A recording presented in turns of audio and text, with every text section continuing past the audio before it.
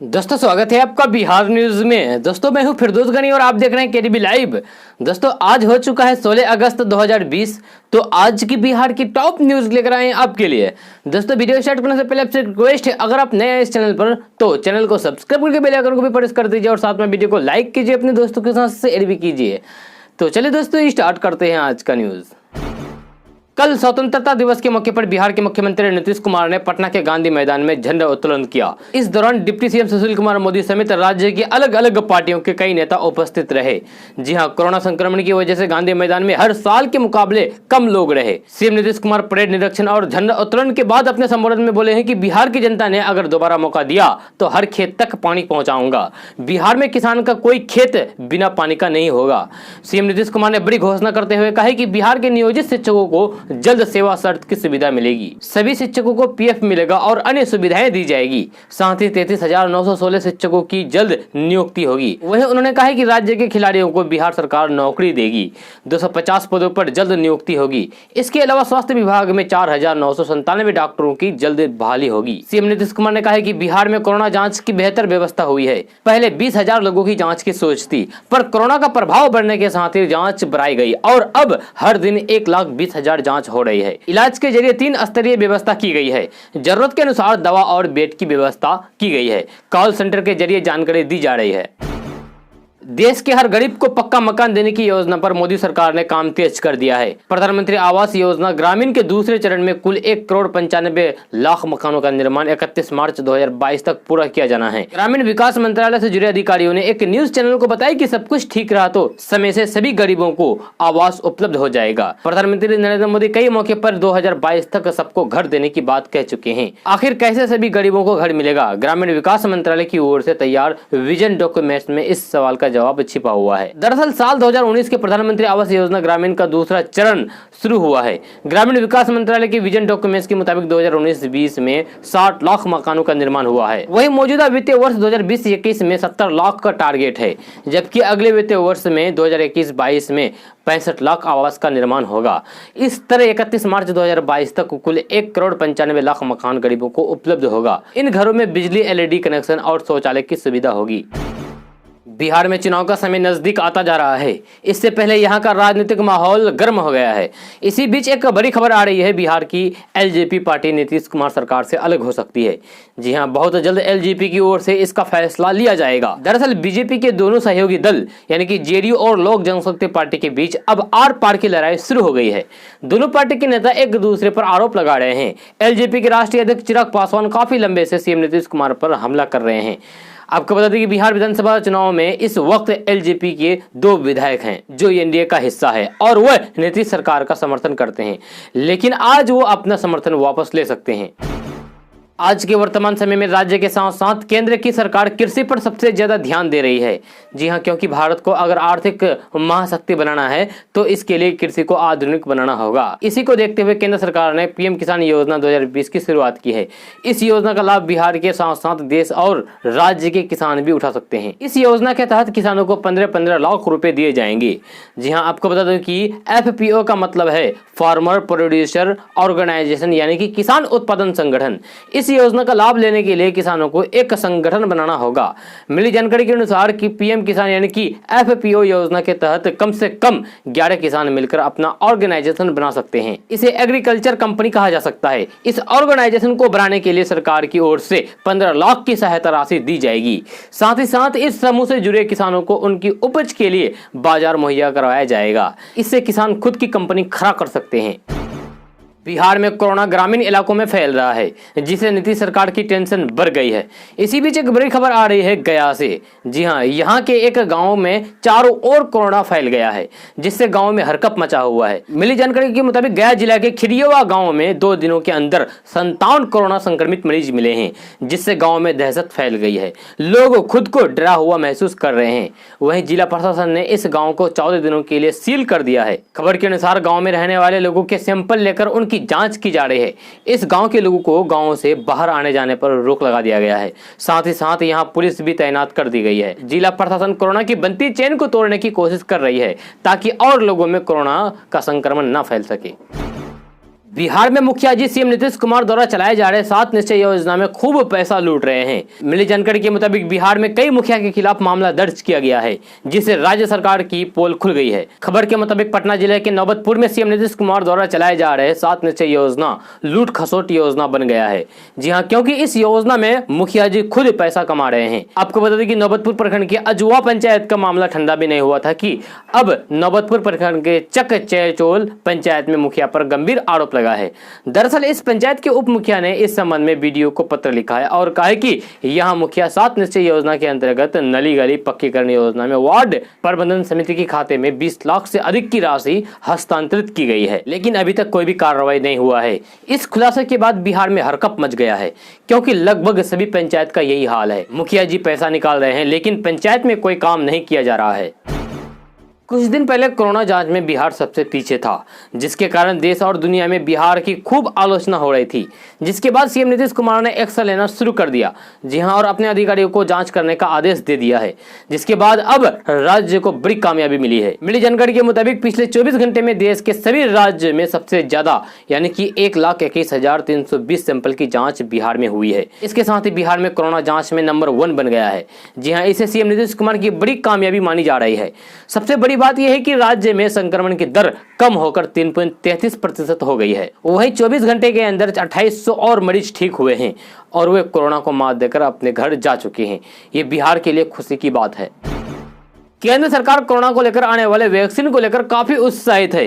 Vaccine लोगों तक कैसे पहुंचाया जाए, इसे लेकर सरकार अलग अलग विकल्पों पर विचार कर रही है। नीति आयोग की बैठक में इस बात पर भी चर्चा हुई है कि आने वाले वक्त में भारत में जैसे ही वैक्सीन आती है, कहीं बाजार में इसकी कालाबाजारी शुरू न हो जाए। इसे लेकर अभी से ही तैयारी शुरू हो गई है। जानकारी के मुताबिक सरकार ने यह तय किया है कि देश के किसी भी राज्य को सीधा ये अधिकार नहीं होगा कि वे किसी भी विदेशी कंपनी से वे वैक्सीन खरीद सकें। इसके लिए केंद्र सरकार की ओर से अधिकृत कंपनियों से ही वैक्सीन खरीदी जा सकेगी। रूस समेत दुनिया के कुछ देशों ने वैक्सीन बनाने और वैक्सीन बनने की अंतिम प्रक्रिया में होने का दावा किया है। इन सब के बीच भारत में भी बड़ी तेजी से वैक्सीन को लेकर काम चल रहा है। इसे ध्यान में रखते हुए सरकार वैक्सीन के कालाबाजारी को रोकने के उपायों पर गौर कर रही है। सरकार वैक्सीन को लेकर नियम कायदे कानून इतने सख्त करने जा रही है जिससे कि कोई भी इसका गलत उपयोग नहीं कर सके। अब हर नागरिक के पास 1 नेशन 1 राशन कार्ड की तर्ज पर 1 नेशन 1 हेल्थ कार्ड होगा। प्रधानमंत्री नरेंद्र मोदी ने 74वें स्वतंत्रता दिवस के मौके पर लाल किले से राष्ट्रीय डिजिटल स्वास्थ्य मिशन का ऐलान किया है। इस योजना में देश के हर नागरिक के हेल्थ का डेटा एक प्लेटफॉर्म पर होगा। इसके अलावा आधार कार्ड की तरह ही हर किसी का हेल्थ ID कार्ड तैयार किया जाएगा। इस योजना में हर नागरिक का हेल्थ कार्ड तैयार किया जाएगा। इससे होने वाले ट्रीटमेंट टेस्ट की पूरी जानकारी इस कार्ड में डिजिटली सेव होगी। इसका रिकॉर्ड रखा जा सकेगा। इसका सबसे बड़ा फायदा यह होगा कि देश में किसी भी हॉस्पिटल या डॉक्टर के पास जब इलाज कराने जाएंगे तो साथ में आपका सारे पर्चे टेस्ट रिपोर्ट लेना नहीं पड़ेगा। डॉक्टर कहीं से भी बैठकर आपकी यूनिक ID के जरिए सारा मेडिकल रिकॉर्ड देख सकेगा। नीतीश सरकार एक नहीं बल्कि अनेकों तरह की योजना चलाते रहते हैं और समय समय पर कई तरह के फैसले भी लेते रहते हैं। इस बार शिक्षक भर्ती को लेकर नीतीश सरकार ने कई तरह के फैसले ले रहे हैं। आपको बता दें कि पटना हाईकोर्ट के फैसले के अनुसार बिहार में इस वक्त शिक्षक भर्ती की प्रक्रिया पर रोक लगा दी गई है। आपको बता दें कि शिक्षा विभाग ने कहा है कि दिसंबर 2019 में CTET पास अभ्यर्थियों को नियोजन में शामिल होने का मौका नहीं दिया जा सकता है, क्योंकि प्रारंभिक शिक्षक नियोजन प्रक्रिया जुलाई 2019 में शुरू हो गई थी। आपको बता दें कि हाईकोर्ट से बिहार सरकार द्वारा अनुरोध किया गया है कि जल्द से जल्द शिक्षक भर्ती प्रक्रिया के रोक को हटाया जाए। लाखों शिक्षकों को हाई कोर्ट के अगले फैसले का इंतजार है। अब देखना यह होगा कि कोर्ट इस पर क्या फैसला लेती है। बिहार में 3,50,000 से अधिक नियोजित शिक्षकों को सरकार बड़े तोहफा देने की तैयारी में है।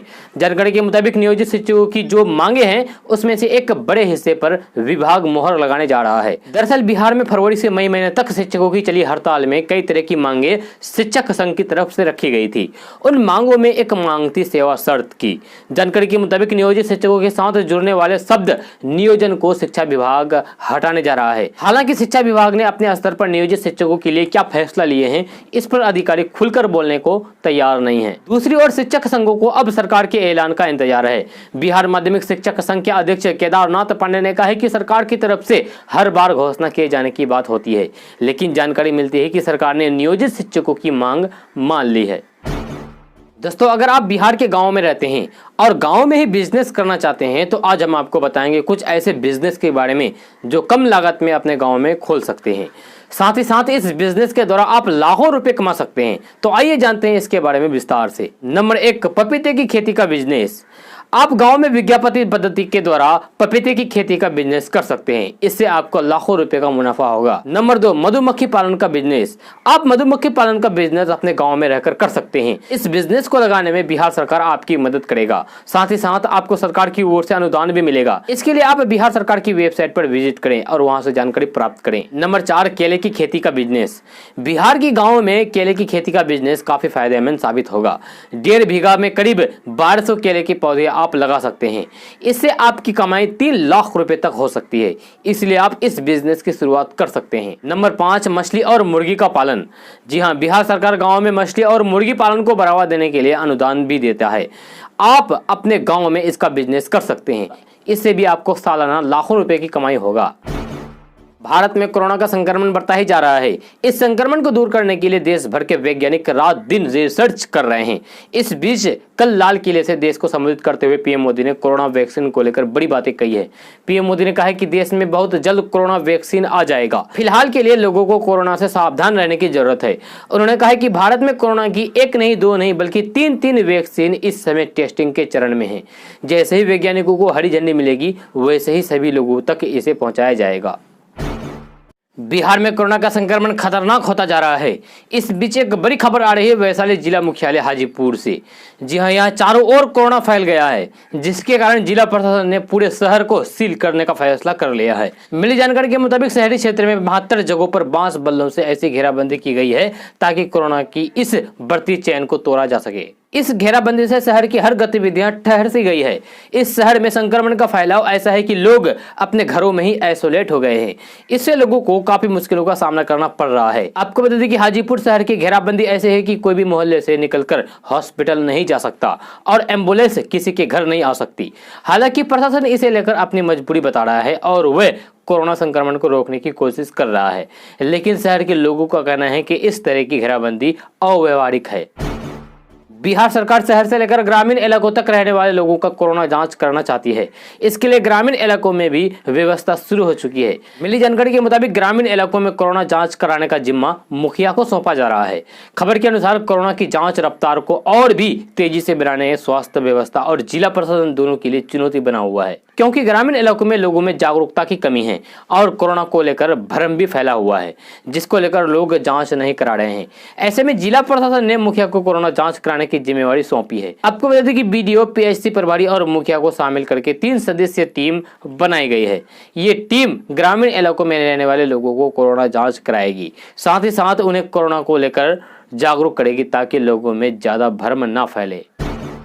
उप मुख्यमंत्री सुशील कुमार मोदी ने कहा है कि लालू प्रसाद यादव को वे दिन याद आ रहे हैं जब न स्कूल में पढ़ाई होती थी और न ही अस्पतालों में दवा मिलती थी, लेकिन उनके आवाज पर नाच भी होता था और कुर्ता फार होली भी होती थी। बिहार छप्पर फुस लालटन वाली बदहाली से बाहर आ गया, लेकिन लालू प्रसाद यादव पुराने मुहावरों में अटके हुए हैं।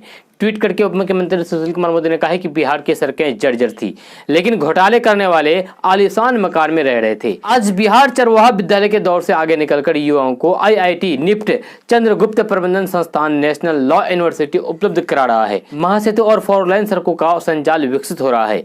गरीब के घर शौचालय, उज्ज्वला गैस, किसान को सालाना 6000 की सम्मान राशि और लड़कियों को कन्या समृद्धि योजना के लाभ मिल रहे हैं। मुख्यमंत्री नीतीश कुमार ने राज्य एवं देशवासियों को 74वें स्वतंत्रता दिवस की हार्दिक एवं बधाई शुभकामनाएं दी है। मुख्यमंत्री नीतीश कुमार ने स्वतंत्रता संग्राम में आहुति देने वाले तमाम वीर सपूतों एवं स्वतंत्रता संग्राम के सभी सेनानियों को नमन करते हुए कहा कि उनकी शहादत और कुर्बानियां अमर रहे। उनके संघर्ष और कुर्बानी के कारण ही हम सबों को आज़ादी का महान तोहफा मिल पाया है। उत्तर प्रदेश के अयोध्या में राम मंदिर निर्माण के लिए भूमि पूजन के बाद अब मस्जिद निर्माण की कवायद भी तेज हो गई है। जी हां, अयोध्या शहर के बाहर 5 एकड़ जमीन में प्रस्तावित मस्जिद के नाम को लेकर अभी स्पष्ट नहीं है, मगर एक बात लगभग तय है कि प्रस्तावित मस्जिद का नाम बाबरी मस्जिद नहीं होगा।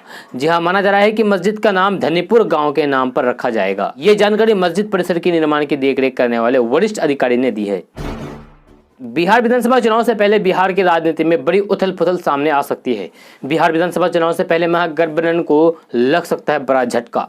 जी हां, हिंदुस्तानी अवाम मोर्चा के राष्ट्रीय अध्यक्ष जीतन राम मांझी एनडीए में शामिल हो सकते हैं। जी हाँ, यानी कि बीजेपी जेडीयू के साथ मिलकर चुनाव लड़ सकते हैं। पिछले कई महीनों से महागठबंधन से नाराज चल रहे जीतन राम मांझी की जेडीयू के साथ डील लगभग पक्की हो गई है। जीतन राम मांझी की एनडीए में शामिल होने की घोषणा इस माह के अंत में कभी भी हो सकती है। जीतन राम मांझी और जेडीयू के बीच हुई डील के मुताबिक जेडीयू अपने कोटे से मांझी को सीट देगा। सूत्रों की माने तो जेडीयू मांझी को 7 में से 9 सीट दे सकता है। मिली जानकारी के मुताबिक पहले जेडीयू चाहता था कि मांझी की पार्टी हम का विलय जेडीयू में कराया जाए, पर मांझी इसके लिए तैयार नहीं हुए। इसके बाद मांझी को एनडीए में शामिल कराने पर सहमति बनी है। प्रधानमंत्री नरेंद्र मोदी ने देश को संबोधित करते हुए अपने भाषण में कहा है कि भारत को आधुनिकता की तरफ तेज गति से ले जाने के लिए देश में इंफ्रास्ट्रक्चर विकास को एक नई दिशा देने की जरूरत है। ये जरूरत नेशनल इंफ्रास्ट्रक्चर पाइपलाइन प्रोजेक्ट से पूरी होगी। प्रधानमंत्री ने बताया कि इस पर देश 100 लाख करोड़ रुपए से ज्यादा खर्च करने की दिशा में आगे बढ़ रहा है। अलग अलग सेक्टर के लगभग 7000 प्रोडक्ट्स की भी पहचान की जा चुकी है। ये एक तरह से इंफ्रास्ट्रक्चर में एक नई क्रांति की तरह होगा। दोस्तों आज का न्यूज़ बस यहाँ तक। कैसा लगा जरूर अपना सुझाव दीजिएगा नीचे कमेंट बॉक्स में कमेंट करके। अगर आप नए हैं इस चैनल पर तो चैनल को सब्सक्राइब करके बेल आइकन को भी प्रेस कर दीजिए और साथ में वीडियो को लाइक कीजिए, अपने दोस्तों के साथ शेयर भी कीजिए। तो चलिए दोस्तों फिर मिलते हैं अगले वीडियो में।